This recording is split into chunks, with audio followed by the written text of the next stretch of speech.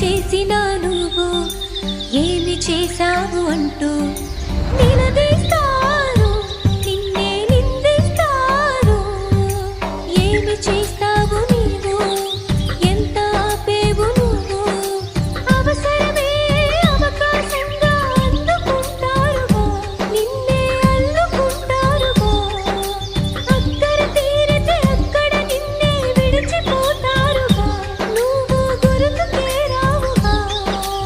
ఈ విషయం నీకు తెలియకపోతే తప్పు కదా, ఆ తప్పే నువ్వు చేసావందుకు శిక్ష కదా. విన్న ప్రతి మాట హృదయానికి చేర్చుకో.